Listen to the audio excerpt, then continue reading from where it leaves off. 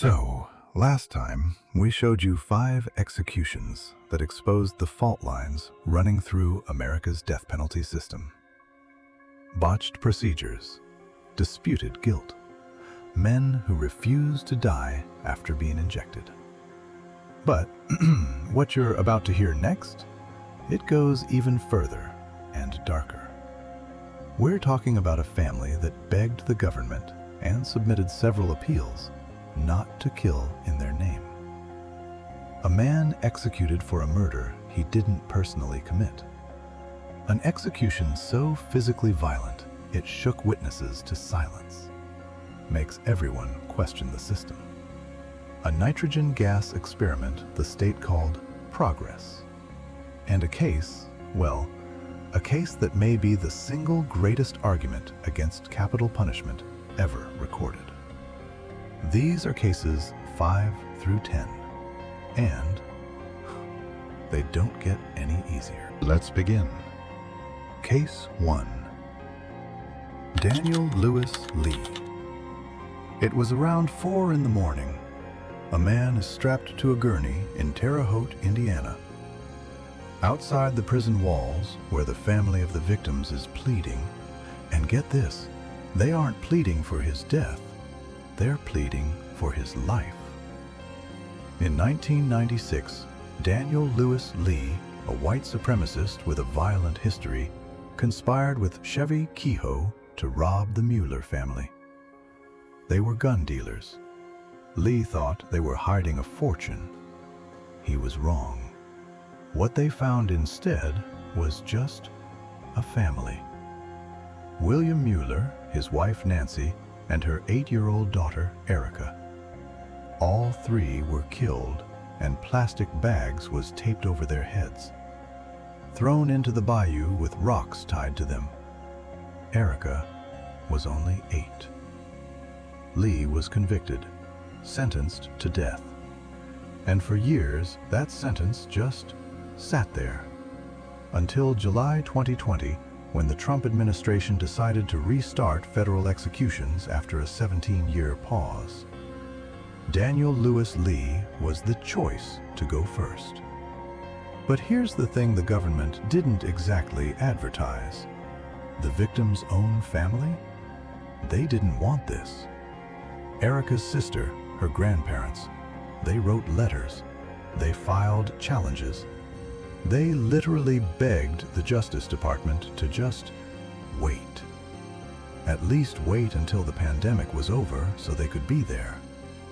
The government, they gave them nothing. At 4:07 a.m., while the victim's family sat outside, grieving, furious, and completely ignored, Lee was executed. His last words? "You're killing an innocent man." Now, look, he maintained that until the end. This is very sad. The evidence, well, the evidence said otherwise. But the family? They never got that closure the state always promises. Because this was never really about them, was it? The government killed that morning on behalf of victims who never even asked them to. Case 2. Dustin Higgs. 3 young women drove to a wildlife refuge in Maryland in 1996. They were never supposed to die that night. Dustin Higgs, he made sure those lives ended anyway.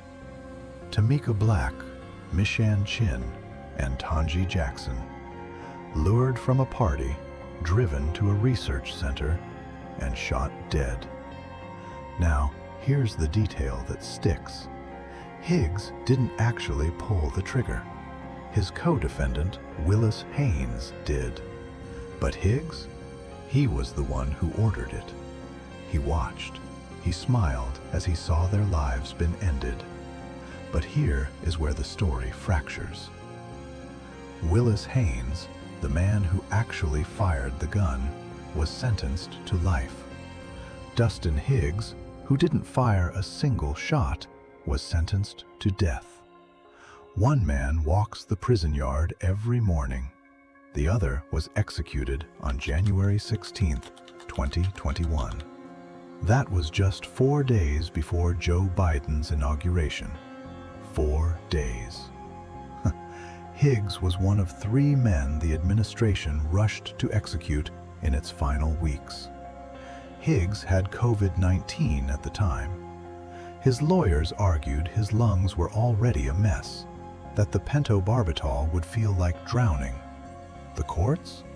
They didn't care. He was 48. His last words were a prayer. 3 women are still dead, and the man who shot them is still alive. Make that make sense. Case 3. John Grant. Some executions are clinical, some are complicated, some are political. And then there is John Grant. This was an execution so viscerally disturbing that the reporters who saw it literally struggled to find the words. In 1998, while incarcerated, Grant stabbed a prison worker named Gay Carter 16 times. 16. She was just doing her job in the cafeteria. She died on that floor with a pool of blood all over her. Grant spent 20 years appealing. Then, in 2021, Oklahoma resumed executions after a long pause. Grant was up first. What happened next? It wasn't the protocol. Minutes after the drugs started, John Grant began to convulse. His body didn't just shake, it heaved. He vomited repeatedly, and he was still conscious. Witnesses said the silence of the chamber was just shattered by this physical chaos. It took 18 minutes for him to die after a long suffering. The Department of Corrections said it went according to protocol, despite the 18 minutes of torture. Reporters in that room, they saw suffering, pure and simple. Gay Carter's family waited 23 years for peace. But I have to wonder, did they find it in those 18 minutes? I still ask myself this question. Case 4. Kenneth Eugene Smith.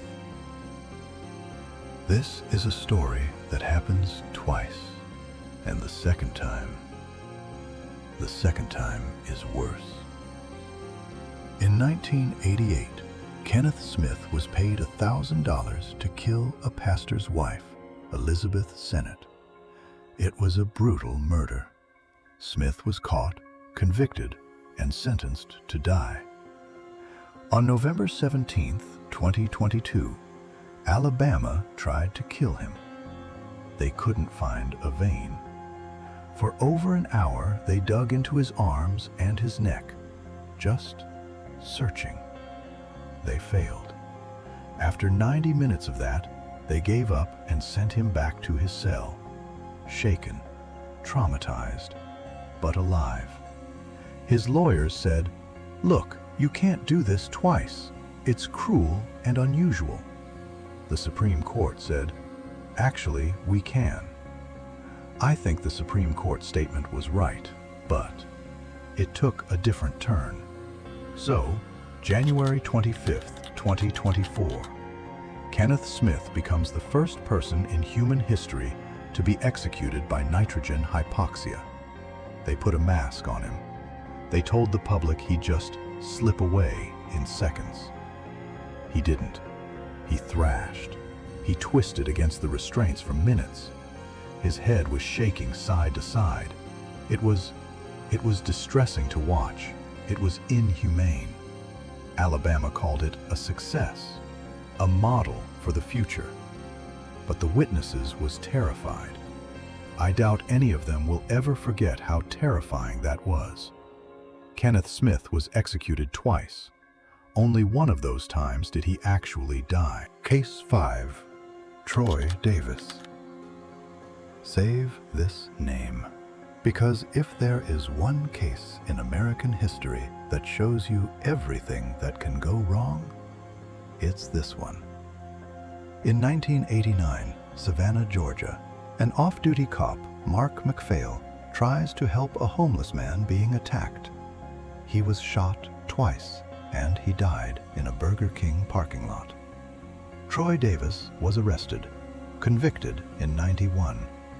There were 9 witnesses that was willing to testify against him. No murder weapon, no DNA, no physical evidence, just those witnesses. But then, the case started to melt, started to lose momentum. 7 of the 9 witnesses recanted. 7. They said the police pressured them. One of the witnesses who didn't recant, he was actually named by other people as the real shooter.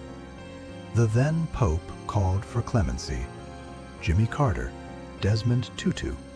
Thousands of people protested and signed petitions. Even the former director of the FBI and some high-ranking officials said the case wasn't ironclad. But Georgia didn't budge. On September 21, 2011, Davis sat on a gurney for 4 hours while the courts bickered. Finally, at 11:08 p.m., they started the injection. He looked at the officer's family and told them he was innocent. He never did it. He told the staff, "May God have mercy on your souls." Officer McPhail's mother said she finally felt free. And look, nobody has the right to tell that woman how to feel. She lost her son. Every mother is expected to feel the same. But here's the reality we're left with. A man is dead. And we don't know, we cannot know for sure, no one is certain, if he was the one who pulled the trigger. If Troy Davis was innocent, then the government killed an innocent man while the whole world watched and begged them to stop. And they didn't stop. 10 cases, 10 lives, the condemned and the victims, swallowed by a system that just keeps moving. Even when families beg it to stop, even when the evidence crumbles, even when a man survives the first attempt, the machinery of capital punishment doesn't pause for doubt. It doesn't wait for us to agree. It just moves. We build the chambers. We write the protocols. We set the dates. And we tell ourselves, this is justice. It's clean. It's final. But what you've seen here? It's messier than that. The question isn't whether these people were good or bad. Most did terrible things. The question is, should a system run by humans, people who make mistakes, people with politics and prejudices, should that system have the permanent, final power to end a life? Because once that current is cut, there's no taking it back. Somewhere in America tonight, there are more names on more lists. The script keeps getting written. The question is anyone brave enough to ask if it should be? Who can go up against the government?